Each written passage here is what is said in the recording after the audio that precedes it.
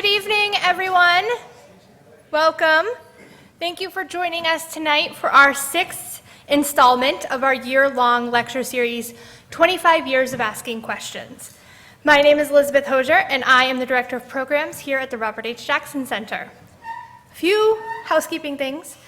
Please make sure your cell phones are silenced or turned off, whichever you prefer. The bathrooms, if you need them, just go right out these doors. They're right to the left. We are especially grateful tonight to our series sponsor, the Southern Chautauqua Federal Credit Union, whose ongoing support helps make conversations like this possible. They, along with all of our donors, help keep our programs free and open to the public. The Jackson Center is a nonpartisan nonprofit, which means our work is sustained entirely through philanthropy. So if you value programs like this one, we hope you'll consider supporting our mission. This year is a milestone for us in many ways. We, of course, are celebrating 25 years of the Robert H. Jackson Center, which means 25 years of convening conversations. We are also marking the 80th anniversary of the Nuremberg trials, the 85th anniversary of Jackson's appointment to the Supreme Court, and as our nation approaches in just about a week its 250th birthday, Americans across the country are asking themselves foundational questions about who we are, what we believe, and whether our institutions reflect our highest ideals. This evening, we ask a deceptively simple question. What is patriotism, really? Few ideas feel more familiar or more contested than patriotism. We see it in flags, in ceremonies, in military service and civic participation, in protests, in movements, and in acts of dissent. Americans often agree that patriotism matters, but we frequently disagree about what it looks like. Does patriotism mean loyalty, unity, and obedience? Or can it also include criticism, protest, and disagreement? These are not new questions. These are questions that Robert H. Jackson confronted during one of the most consequential periods in American history. In 1943, when writing for the Supreme Court in West Virginia versus Barnette, Jackson considered whether school children could be compelled by the government to salute the flag and recite the Pledge of Allegiance. His answer remains one of the most powerful statements of constitutional liberty ever written. He reminded the nation that patriotism loses meaning when it's imposed by force. Most people would quote Jackson's famous line about a fixed star in our constitutional constellation at this point. But I've always preferred the few lines that come before that quote. Jackson wrote, "Freedom to differ is not limited to things that do not matter much. That would be a mere shadow of freedom. The test of its substance is the right to differ as to things that touch to the heart of the existing order." For Jackson, the strength of American democracy lay in the freedom to think, to speak, and to be different from one another. As we look around today, we find ourselves in a time of polarization, competing visions of national identity. What do we owe our country? What does our country ask of us in return? To help explore these questions, we are delighted to welcome Dr. Helen Knowles-Gardner. Dr. Gardner is the research director at the Institute for Free Speech and the managing editor of the Supreme Court Historical Society's Journal of the Supreme Court History. She is a distinguished scholar of American law and politics whose work has focused on the First Amendment, freedom of expression, and the jurisprudence of the Supreme Court. Please join me in welcoming Dr. Helen Knowles-Gardner.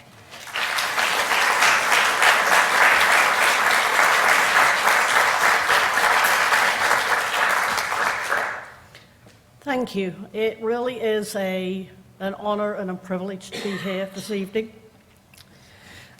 to talk about a subject that I feel very, very strongly about. So, if I get choked up, I think that probably tells you a lot about how seriously I take this subject. I didn't think I was going to get choked up at the beginning, but there you go.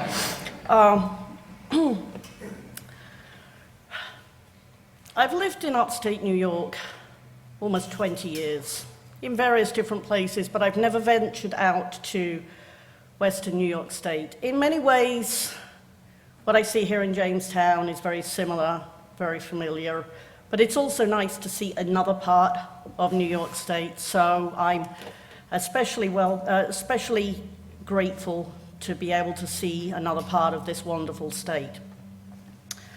I'm not going to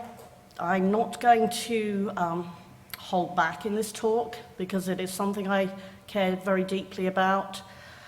And I'm also not going to hold back in my answer to that question. I'm just going to say from the beginning what the answer is. There's not going to be any surprise, and then I'm going to explain why I think the answer is what it is.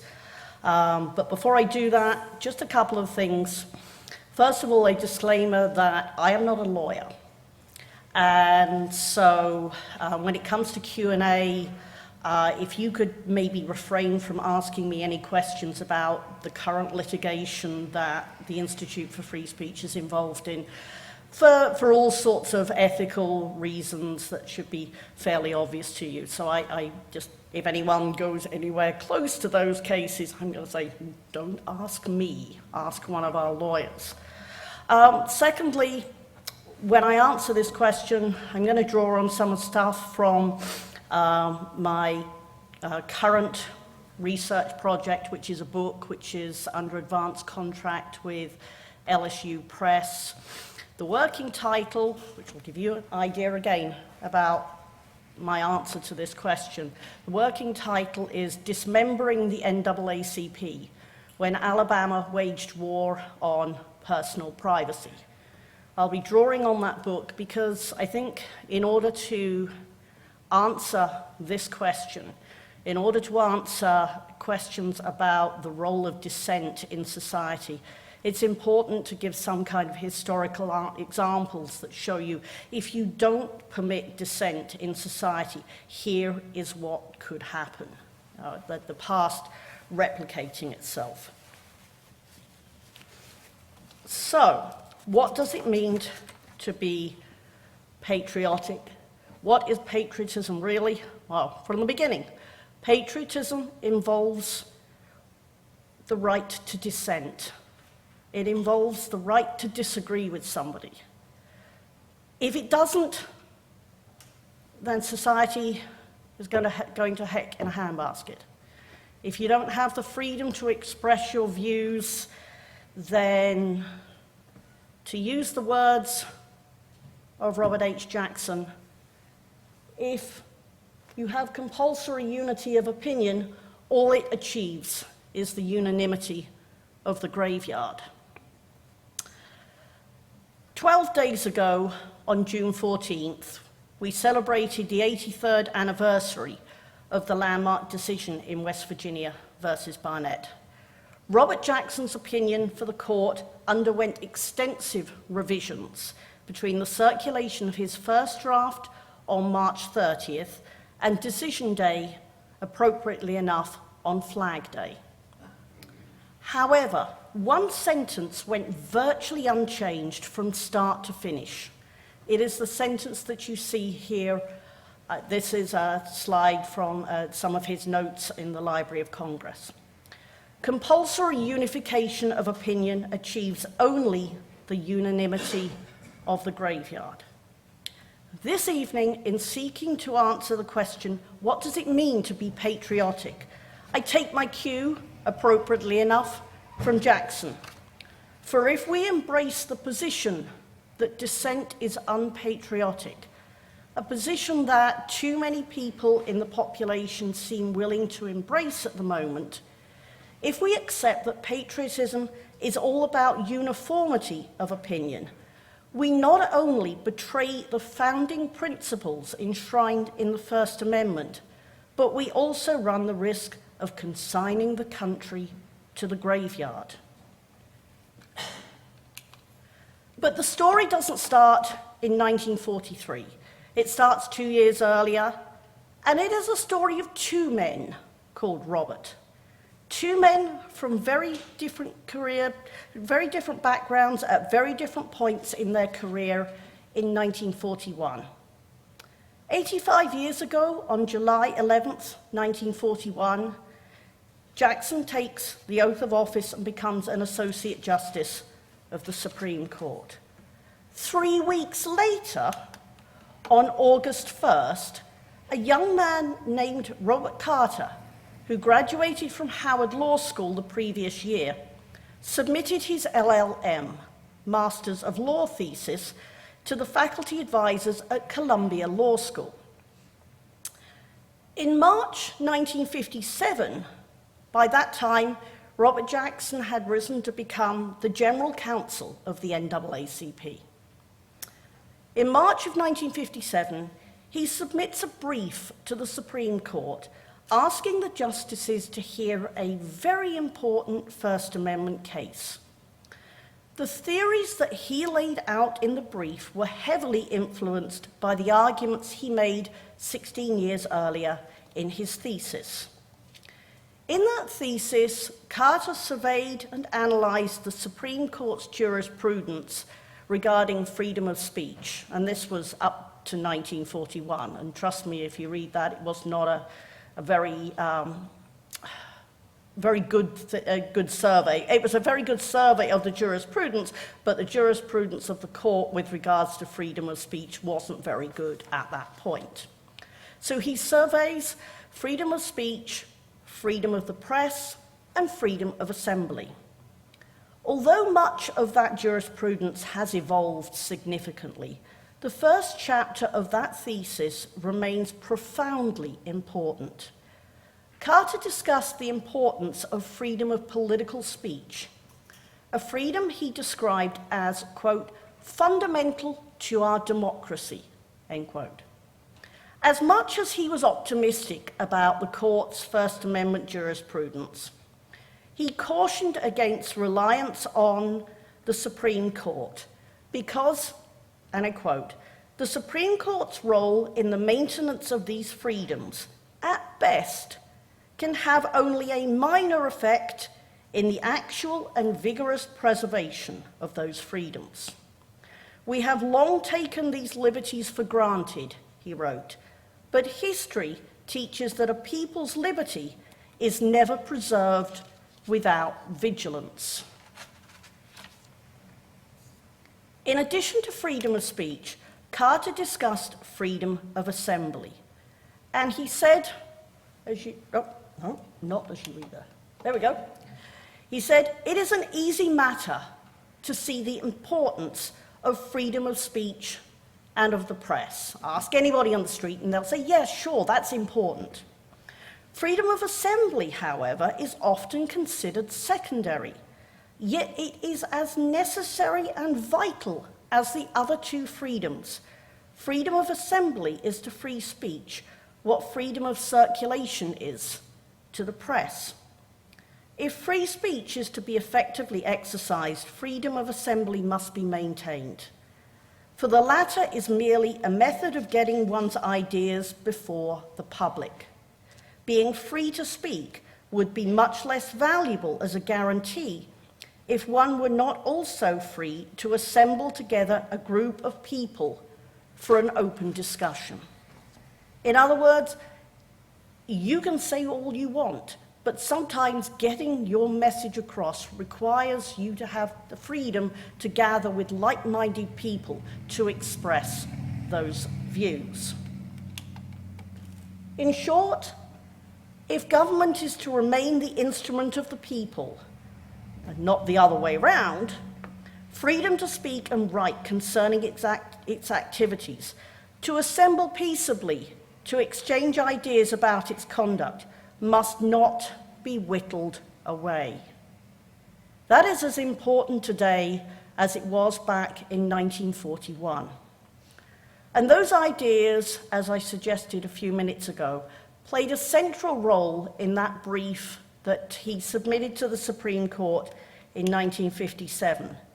That brief was submitted in a case called NAACP versus Alabama.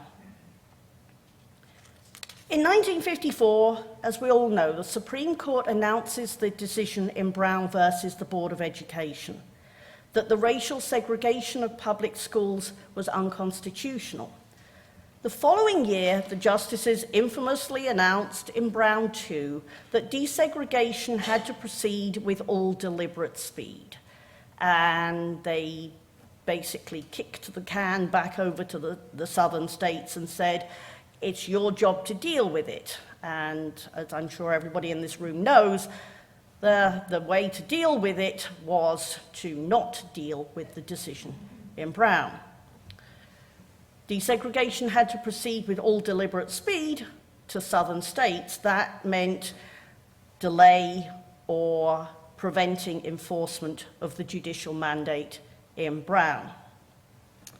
And you can see here, Robert Carter is testifying in this case. I will have more to say about the judge that you see there in a minute, and it will not be glowing. A few months before the decision in Brown, before Brown 2, a young but very politically savvy individual by the name of John Patterson was sworn in as Alabama's new Attorney General. Patterson and his associates knew full well that the court's Brown mandate could not be ignored in perpetuity. But he also knew that he could delay it by hamstringing the NAACP. Because in Alabama in the 1950s and early 1960s, legislative malapportionment and disenfranchisement, topics that we are once again confronting in 2026, made it impossible for blacks to exercise meaningful political power in Alabama. Social change came only one way, and that was through litigation. And litigation in Alabama in the 1950s and the 1960s basically required the help of the NAACP. In the South, successful black civil rights litigation depended on the work of the NAACP. So Patterson, shrewd political individual that he was, realized that if you take the NAACP out of the equation, then blacks will not be able to bring lawsuits and social change won't happen and Brown will be dead in the water. Patterson, like so many Southern leaders, wanted to delay Brown, and in doing so, he wanted to achieve unanimity of opinion about school integration. There's that phrase again, unanimity of opinion. Think back to Jackson's words in Barnette. They will be echoed again and again this evening. But how could Patterson achieve unanimity of views about school integration? We know which view he wanted to be the unanimous one. How could he achieve that goal? Well, the answer lay in the state's foreign corporation law, and I will try to make this as easily understandable as I can without getting into too many of the legal weeds. After about 12 months of planning and strategizing, on June 1st, 1956, Patterson obtains an injunction preventing the NAACP from doing business in Alabama. The NAACP is headquartered and incorporated right here in New York State. Since 1918, it had been functioning in Alabama under a good faith belief that it was exempt from Alabama's foreign corporation laws. Every state has a foreign corporation law. It basically says that if a corporation that's incorporated in a different state wants to come into a state and do business, it has to file certain paperwork and so on and so forth. Well, the NAACP had been in Alabama since 1918, and nobody had said a word about, oh, by the way, you need to file some paperwork. That all changed when John Patterson came into office and the Supreme Court decided Brown. Now Alabama decided to target the NAACP for its failure to register in the state as a foreign corporation. Remember, ever since 1918, nobody had batted an eyelid. All of a sudden, Brown has decided and this becomes a weapon in the arsenal of the Attorney General in Alabama. Alabama had never given the NAACP any official reason to believe it had to comply with the law. That was until June 1st, 1956. The gentleman on the left there is John Patterson, and the gentleman on the right is the clerk of the court in Montgomery, Alabama. What Patterson does is to secure an injunction. On that day, it took the judge maybe like 30 minutes to sign the paperwork granting the injunction. Did he read that paperwork? No, I think we can assume he didn't bother. That will be a theme. The temporary injunction that day prevented the NAACP from doing these 5 things: conducting any further business in Alabama, soliciting membership in the NAACP in Alabama, soliciting contributions to the NAACP in Alabama, collecting membership dues for the NAACP. Oh, and then there's the little matter of the 5th point here. Filing with the Department of Revenue and the Secretary of State of the state of Alabama any application, paper, or document for the purpose of qualifying to do business within the state of Alabama. So we're not going to let you do these things unless you do this. Oh, but by the way, we're not going to allow you to do this, which would allow you to continue working in Alabama.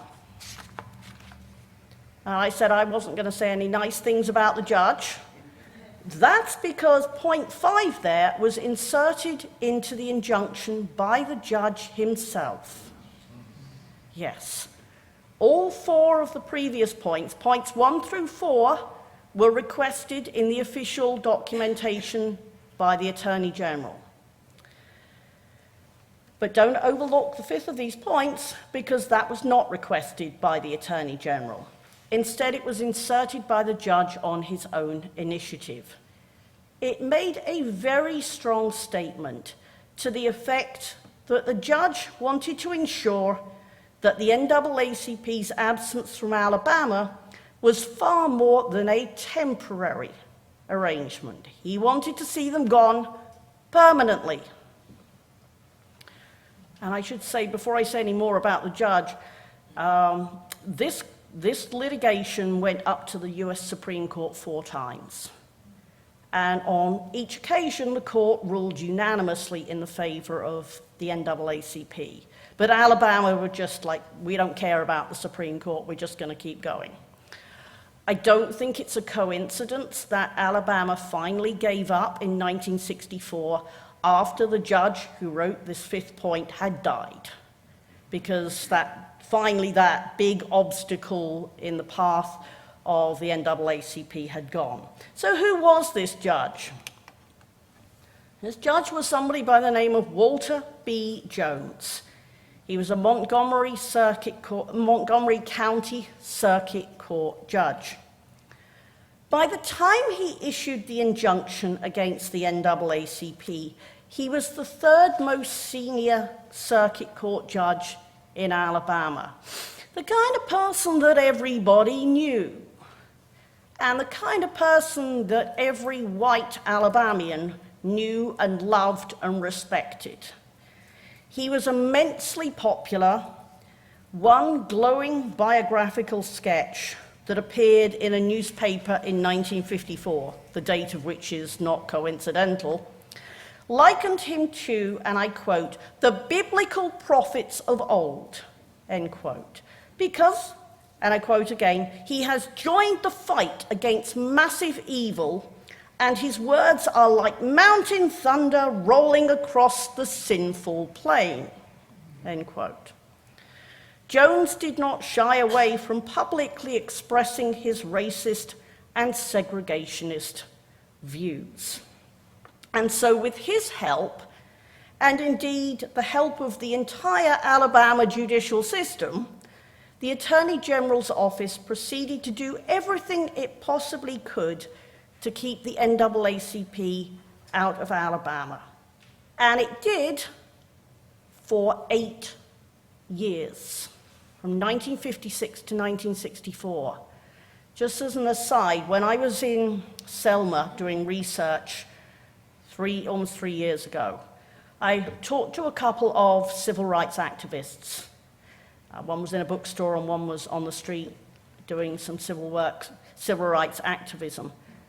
And I told them, did you know that the NAACP was absent by an injunction, a legal order, from 1956 to 1964? They had no idea. They had no idea that the NAACP was legally absent from Alabama. So it's a story that needs to be told. So I said earlier that there were 4 unanimous Supreme Court opinions, all in favor of the NAACP from the nation's highest court. The first of those decisions came in 1958. Now, in the fall of 1957, the court granted Carter's request to hear the case. The justices then heard oral argument in January of 1958 and then announced their landmark decision on June 30th, 1958. As I mentioned earlier, when Carter submitted his brief asking the court to hear this case, NAACP versus Alabama ex rel. Patterson, to give its full name, he drew heavily on his LLM thesis. Well, here's where we get back to the 2 Roberts, the story of Robert Jackson and Robert Carter. Because this is the final paragraph of that brief that Carter submitted asking the court to hear NAACP versus Alabama. Such is the power of Jackson's graveyard quotation from Barnette that Carter used it to bring his brief to a close. It's a pretty powerful way to bring to a close a brief asking the Supreme Court to take basically a compelled disclosure case. I'll get to that. If the state, as Carter wrote, is free to utilize the method here employed to suppress support for a federal right in conflict with a state policy of racial discrimination, it can employ this method to enforce statewide conformity.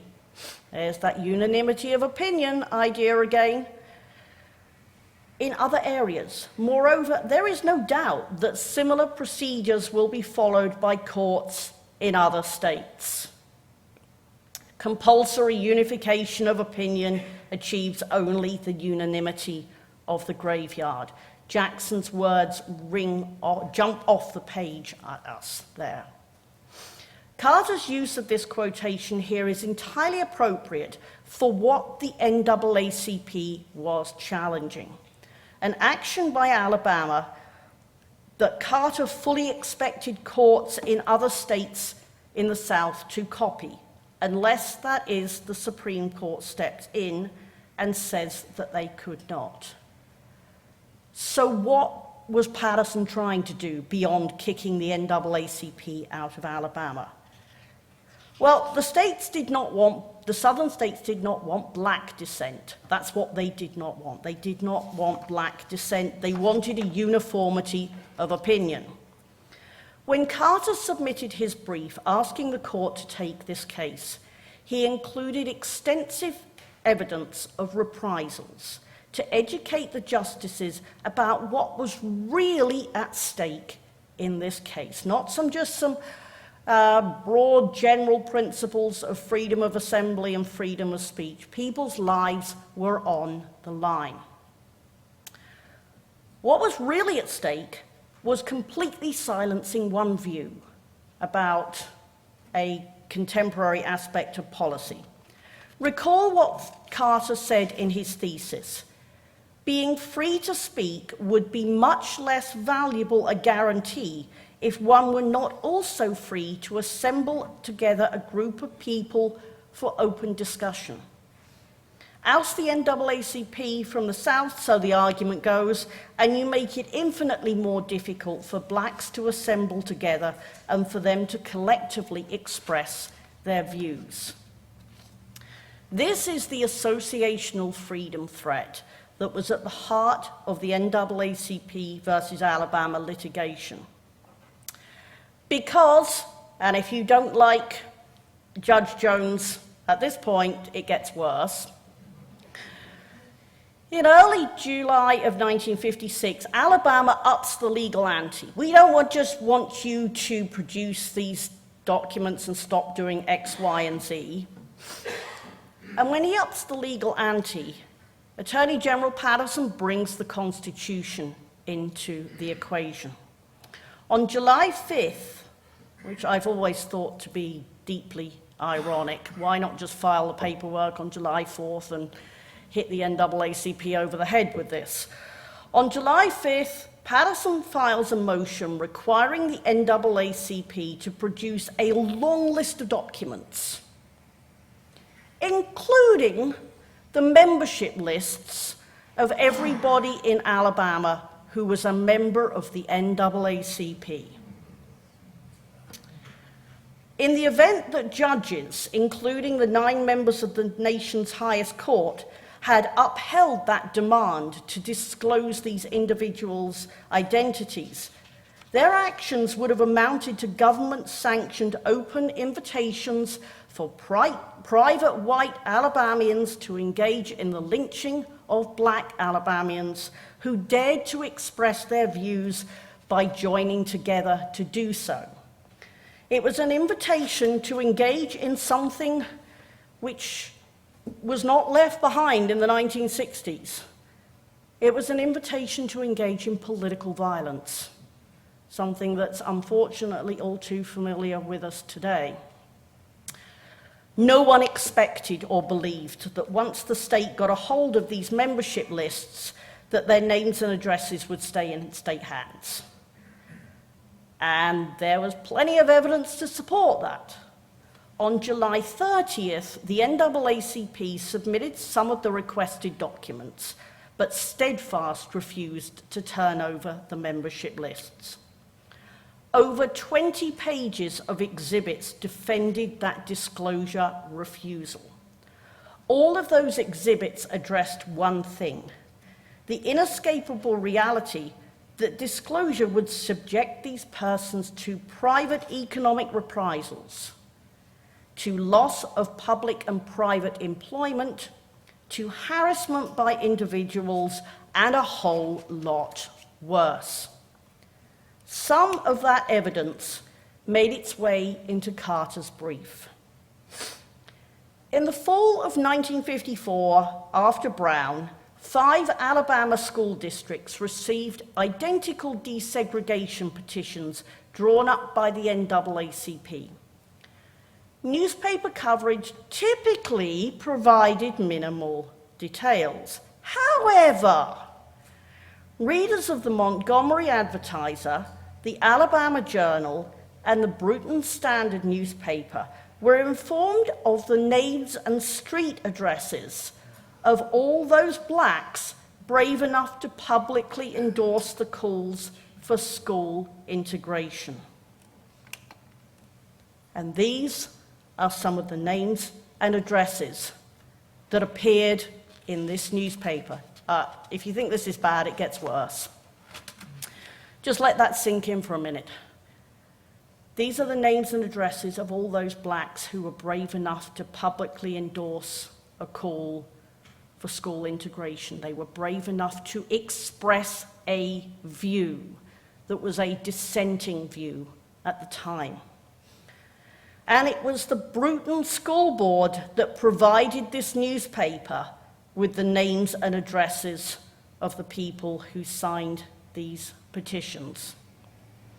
Bruton is a southern Alabama city. At the time, it was home to approximately 5,500 people, just north of the border with Florida. The newspaper's action fanned the flames of racism, as you might imagine, threatened the lives and livelihoods of the 20 individuals who signed the petition, and had the desired effect of casting doubt on the validity of these petitions. Oh, I'm sure these people were duped into signing. They surely didn't mean to sign this. They didn't know what they were signing, and so on and so forth. Within days, many of the individuals denied signing the petition. Well, wouldn't you if your name was plastered all over the local newspaper? This might, you think, have reduced some of the societal pressure that came from the disclosure of their names and addresses. But the newspaper decided not to let the issue rest there. Any denial quotation was accompanied by more information about that person who denied signing the petition. Their occupation, their employer, that was all fair game to be published in the newspaper. And crucially, oh, by the way, these people are members of the NAACP. A year later, on August 30th, 1955, this article runs on the front page of the Selma Times-Journal in Selma. And I should say that one of the more bizarre things I've uncovered about this particular article is it was written by a summer intern working for the newspaper. This was an article that included the names and street addresses of 29 black parents who had signed an NAACP-sponsored integration petition. And if you know your history, you'll know that that Selma has been a hotspot of racial violence for a very long time. It didn't just suddenly explode in 1964 or 1965. And as you might imagine, reprisals came quickly. So here's what happened to what I would call the Selma 29. 10 of them were fired after their petition signatures were disclosed. And we have depositions taken by the NAACP, and gosh, the details are startlingly similar. Person is brought into somebody's office, into the supervisor's office. They're asked whether they are a member of the NAACP. Have they seen their names in the article in the newspaper the previous day? Oh, you're no longer required. 2 self-employed individuals were forced to relocate their businesses. We don't want your business here, and we're not going to give you back the deposit you paid to have your business here. We just don't want you here. 9 of the 29 withdrew their signatures. Of the 9 individuals whose employment was safe, or they were already unemployed. I'll give you an example. One of them worked on one of the military bases nearby, so he was a federal employee, so he was technically safe from reprisals. Despite the fact that those 9 were safe, 4 of them still withdrew their signatures. Only 1 of the 29 said they had not suffered any reprisals.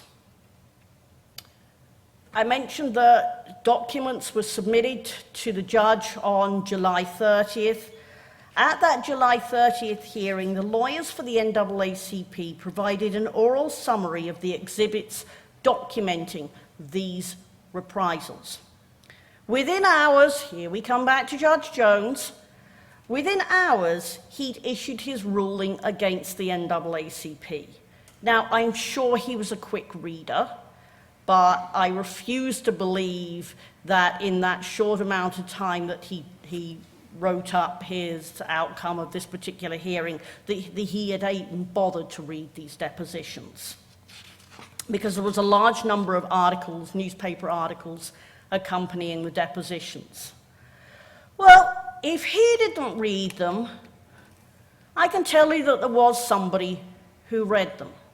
And this is Justice John Marshall Harlan, who wrote the opinion in NAACP versus Alabama on June 30th, 1958. We know that when the NAACP's brief that Robert Carter wrote, including that passage from West Virginia versus Barnette, when that came across the justices' table and the law clerks carefully read that brief and took note of the documented reprisals which were laid out in the accompanying material, we know that John Marshall Harlan and his clerks took note of that. There's plenty of evidence in the archives to support that. And so when Harlan issues his opinion on June 30th, 1958, he says, "Petitioner has made an uncontroverted showing that on past occasions these things happened.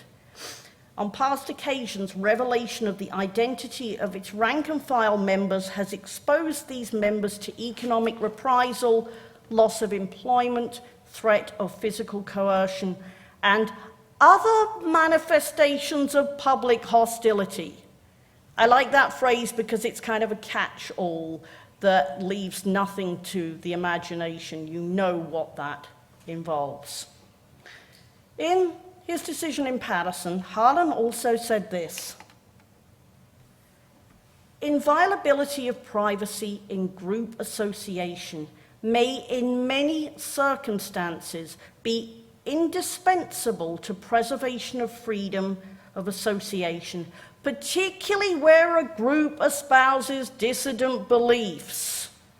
If you express beliefs that make everybody feel warm and fuzzy, and the government has no problem with those views, that's not when you're going to be targeted. It's when you're expressing dissident beliefs."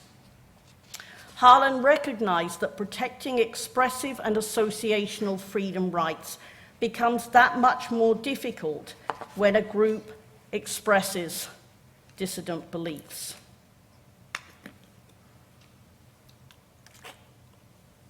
When those who hold the reins of governing power define a dissident belief as that which runs contrary to the superior and thus correct beliefs of the government, the First Amendment should empower the dissidents to keep speaking.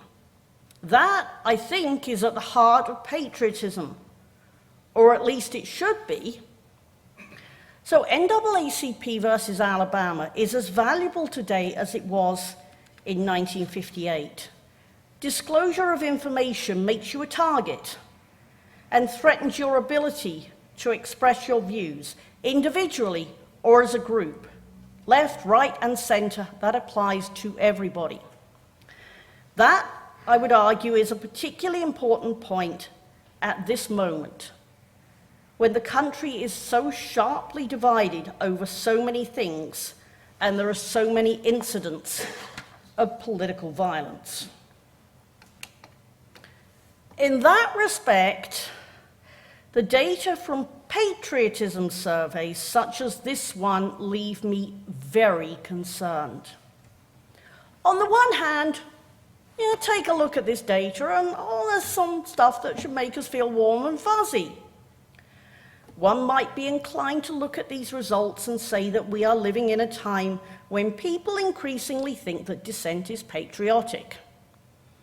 After all, close to 85% of respondents said that peaceful protesting was patriotic. I would wish it was 100%, but 85% is pretty good. And about 70% of respondents said that it was patriotic to criticize the president and his immediate predecessor. Again, I'd like it to be 100%, but that's wishful thinking. However, look at the criticize a particular leader question again. There is a sharp partisan divide regarding whether it is patriotic to criticize Biden or Trump. If you are a Republican, oh gosh darn it, we don't want people criticizing Trump, but it's fine to criticize Biden, and vice versa. So all of a sudden, if you get down into the weeds, the picture doesn't look quite so optimistic. Patriotism, quite simply, shouldn't depend on partisanship. Whether we, the governed, think it is patriotic to criticize one of the governors should not depend on whether we belong to the same political party as that governor. Similarly, I find it startling that almost 50% of the respondents found it unpatriotic to criticize our leaders to foreigners. That I find just totally bizarre, and I'm just going to go off script for a minute. We all know that the World Cup is happening, and there's a lot of people here from other countries enjoying the sport of football or soccer, whichever you want to use. And there's a lot of people who came to this country to enjoy that sport with some kind of trepidation. They'd heard a lot about this country. Well, if I go out onto the street and somebody from Germany or France or Senegal comes up to me and says, "I'm here for the World Cup, what do you think about your political leaders?" I'm not going to go, "Well, they tell me I shouldn't be critical of our leaders to foreigners." No, that just simply doesn't make sense. If it should be patriotic to criticize the leaders when you're having conversations with other Americans, why shouldn't it be patriotic to have conversations with foreigners and criticize the leaders? And then there's the participate in peaceful protests answer. Surely that should give us hope for the country. Well, yes, but. And there's a big but here. And that's the heckler's veto. Maybe it's wonderful to, well, it most certainly is wonderful to participate in peaceful protests, but in recent years we've also seen a rash of peaceful protests that signal a desire to protest opposing views by shutting them down or shouting down those views. These are particularly prevalent on college campuses. They are peaceful protests that fall under the category of the so-called heckler's veto. Broadly defined, that heckler's veto is the power that an entity exerts that has the effect of silencing a speaker. Someone wants to express a message. Maybe they are invited to a college campus, for example, or maybe they are invited to deliver a lecture at an organization such as this, just as I'm doing here. Hecklers, people opposed to the speaker's message, turn up and create a disruption. They shout the speaker down, or the speaker decides not to turn up in the first place. Some people argue that the heckler's veto means more speech. The hecklers are getting their speech. No. The hecklers might be getting their views out there, but they are shouting other people down. So you can't say that's more speech. The heckler, in other words, exercises a unilateral veto over the speaker's message. And that heckler can sometimes be the government, if the government shuts down a certain speaker's message. You might consider it dissent, but it is not patriotic, because patriotism encourages all views. It is a mob exercising its power as censor, and is entirely unproductive. It isn't more speech, it's censorship, plain and simple. And so here, I think, we might turn to the wisdom of an insight of somebody, not Robert Jackson, we'll get back to him. We'll turn to the wisdom and insight of John Stuart Mill, who in 1859 wrote one of the most famous works on freedom of expression, called On Liberty. From that work, I quote here, He who knows only his side of the case knows little of that. His reasons may be good, and no one may have been able to refute them. But if he is equally unable to refute the reasons on the opposite side, if he does not so much as know what they are, if he doesn't even listen to the other views, he has no ground for preferring either opinion. And so we go back to that survey. I wish we didn't have to, but we go back to the survey. Let us return to the survey results one final time so that we can bring this story back to Jackson's opinion in Barnette. And it's at this point at which I should explain that this is where the topic becomes both personal and professional for me. I almost broke down at the beginning. If I break down again, just be forewarned. You'll see there on the slide that only 20% of the adults surveyed were willing to say that burning the flag was patriotic. Well, if anyone should be opposed to flag burning, if you knew my bio, you'd think it might be me. I'm a proud, naturalized American citizen. I became a citizen in 2009. And again, short digression. It's about 2 years after that, I was at a rally where a couple of prominent political leaders were speaking. I won't say who they were, but let's just say they were prominent political speakers. And one of them came up to me afterwards, and I introduced myself and said I was a naturalized American citizen.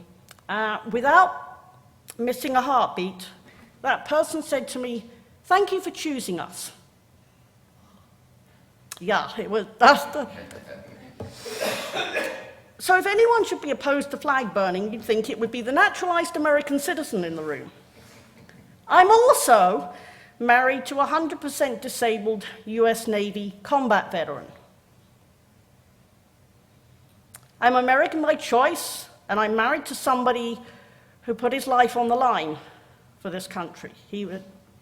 Quick digression again, he was stuck in a dead-end job in upstate New York and decided to go into the Navy when he was 30. And that was 1999. So he ends up serving in Operation Iraqi Freedom and Operation Enduring Freedom. But the reasons why I might be opposed to flag burning don't stop there. I'm an avid runner. I run marathons and half marathons. I'm actually on a quest, a bucket list quest, to run a half marathon in all 50 states, carrying the flag. As you see, these are images from last year's Marine Corps marathon that I ran carrying the flag. I carry the flag to raise awareness of veteran welfare and veteran and military suicide. That young man there, his father, I never knew Mark. His father likes to say that Mark survived the Navy, but he didn't survive real life. He took his own life when he was 35. I carry his picture on my back in all the races. But despite that, despite all of that, I fundamentally believe in the freedom of somebody to express their views by burning an American flag. And so, I should note, does my husband. He served to defend that flag, but if you want to express your views about this country by burning that flag, you have just as much right to do that as I do to carry the flag in races. In other words, we both believe that Bill Brennan got it right in Texas versus Johnson in 1989, in which the court struck down a Texas law that made it a crime to desecrate the flag. We can imagine no more appropriate response to burning a flag than waving one's own. No better way to counter a flag burner's message than by saluting the flag that burns. We do not consecrate the flag by punishing its desecration, For in doing so, we dilute the freedom that this cherished emblem represents. I was in academia for 20 years. I used to teach Texas versus Johnson all the time because it's a perfect indication that freedom of speech can make for strange jurisprudential bedfellows. You had the most liberal members of the court joining with Justice Scalia, at the time one of the most conservative members of the court, all supporting what Bill Brennan is saying here today, in this opinion. I'm not sure the same would apply today, but that's an aside. And so we come back to Robert Jackson. You were probably wondering when I was going to get to this quotation. If there is any fixed star in our constitutional constellation, it is that no official, high or petty, can prescribe what shall be orthodox in politics, nationalism, religion, or other matters of opinion, or force citizens to confess by word or act their faith therein. All I can say to that is amen. And so to conclude, in short, John Stuart Mill, Bill Brennan, and Robert Jackson were right. We are a nation of diverse views, and we should be free to express those views without fear of being shut down by another person, or worse, by the government. Dissent is patriotic, and indeed it is essential. And if you were wondering whether I was going to make any pop culture references, here it comes. To borrow and only slightly change Jason Robards' famous line in All the President's Men, nothing is riding on what I've been saying this evening, except the First Amendment, freedom of speech, and maybe the future of the country. Thank you.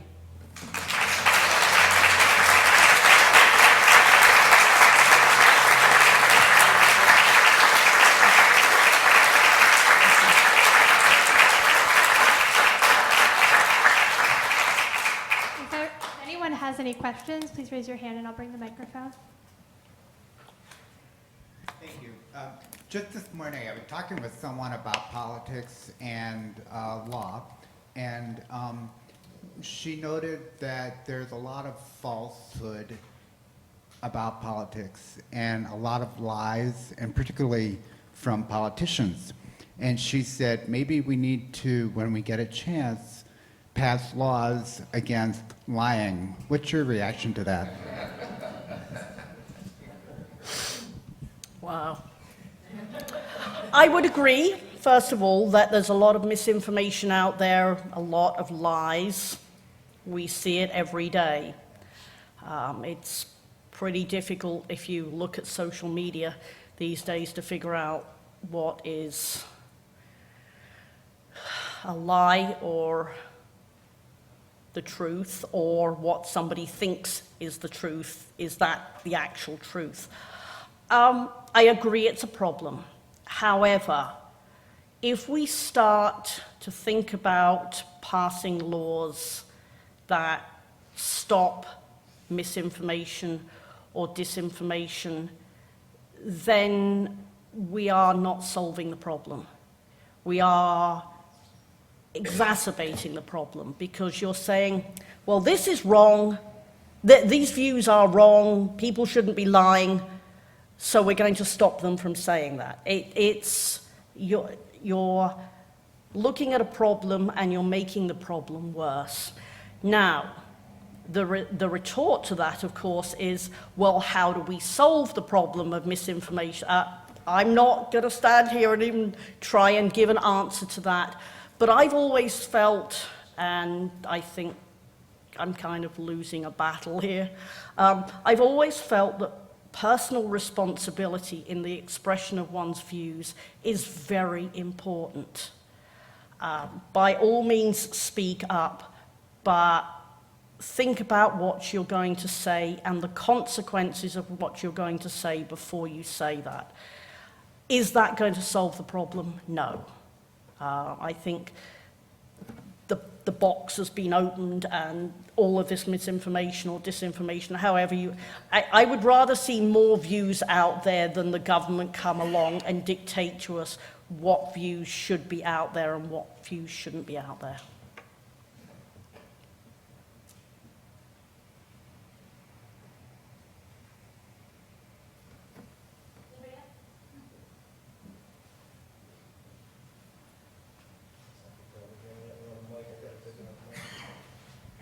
I'm just curious, the fairness doctrine went away about the time Fox News hit the scenes, and I'm wondering what your opinion is how much that changed the country, because it seems to me that suddenly everything that was no longer true just kind of blossomed, and there didn't seem to be anybody that was the voice of reason like there was maybe 60 years ago.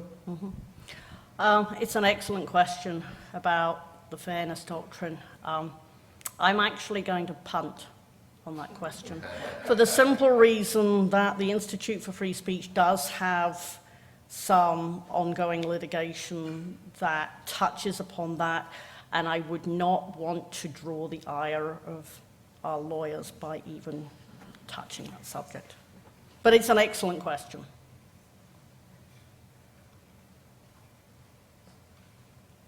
If nobody wants to ask a question out loud, I'm more than happy to engage in conversation with people afterwards. I've got nowhere to be this evening. What do you do for the Institute for Free Speech? So I'm the research director. I was actually asked a very similar question about that earlier on, and I kind of likened it to academia and said, I'm kind of doing the same thing as I was as a professor without the teaching. Just as a quick digression, I was in academia for 20 years. I left academia for all the reasons that you hear people leaving academia. One of them, significantly, was that my views were being squashed. And as someone who cares so deeply about freedom of speech, if the goal is supposed to be educating students with a diverse range of views, and you are being told as a faculty member, no, we want you to channel them into specific views, that I couldn't tolerate, and that I couldn't tolerate, and my colleagues couldn't tolerate me for not tolerating that.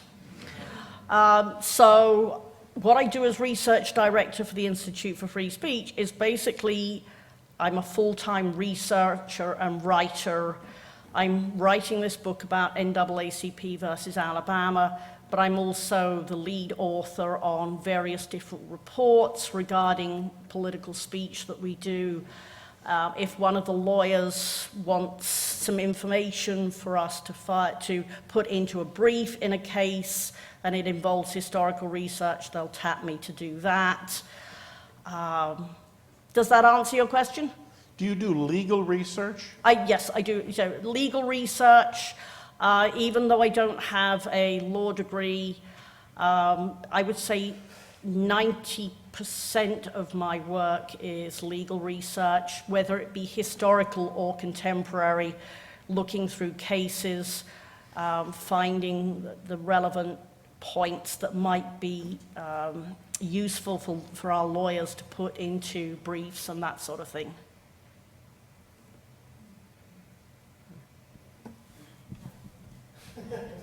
Well, because it seems like the disinformation right now is very high.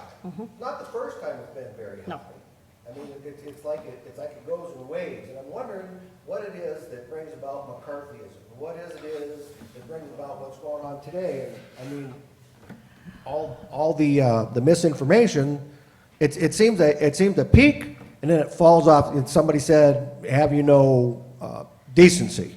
That was kind of the end of that one, but it comes back around again, and I'm just curious, what is the driving force of that? I'm going to go back to Robert Carter. Bear with me. What did he say? We have long taken these liberties for granted, but history teaches that a people's liberty is never preserved without vigilance. I think maybe, a wave of McCarthyism or disinformation or misinformation, whatever it be, comes down upon us and we all go, gosh, this is terrible, and we come up with some solution, hopefully not the government coming in and saying what we can and cannot say. But then we end up taking our liberties for granted, and we kind of forget what happened in the past. To come back to NAACP versus Alabama, it's wonderful that Justice John Marshall Harlan wrote the opinion in that case. It's a very powerful opinion. But what I'm showing in one of my book chapters is that the maintaining the legacy of NAACP versus Alabama did not fall to Justice Harlan. And that's not only because he wasn't on the court after the 1970s, I want to say. I don't want to put a specific date on that. But almost immediately after NAACP versus Alabama, a slew of cases come to the court where Justice Harlan, if he was being faithful to those principles he expressed in that opinion, he should have voted in one particular way. But he didn't. And all of those cases involved one thing: communism. And if you know anything about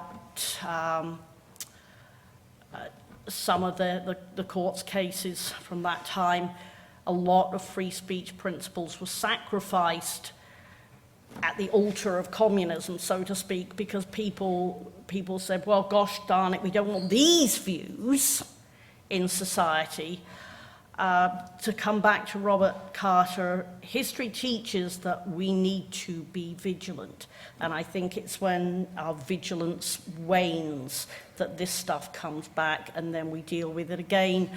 But we forget about that history, and then that brings me full circle to why I left academia, because if you want to teach a specific view of history, that's not going to help us to be eternally vigilant.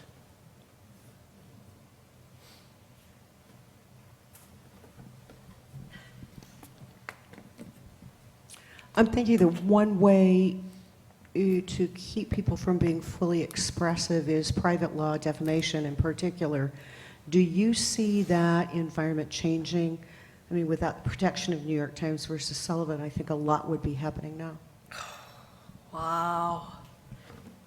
There's a question upon which I could spend a couple of hours.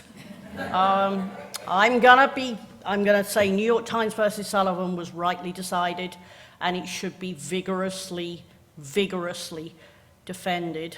However, there is, as I suspect you know, there is a looming threat to New York Times versus Sullivan, and the number of frivolous, for want of a better word, defamation suits, particularly by certain political leaders, against the media to dissuade them, to censor them, to make them chill their speech, to make them not write nasty things about particular leaders. I say nasty in the view of the political leader who is being written about.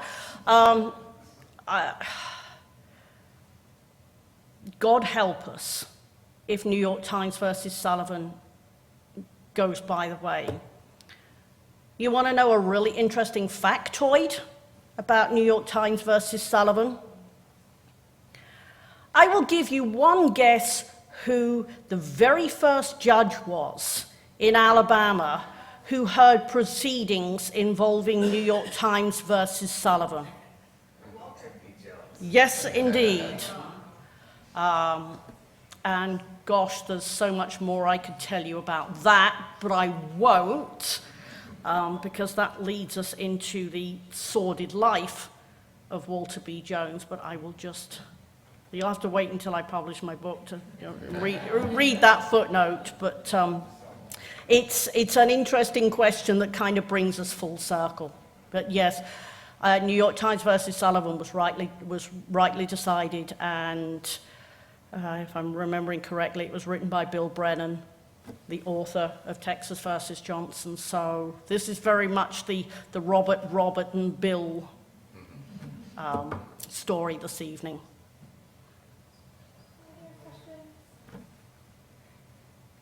Well, please remember to join us on Friday, July 24th for our next installment of 25 Years Asking Questions with Jessica Kim, where we will ask, who decides what justice looks like? Thank you again. Thank you.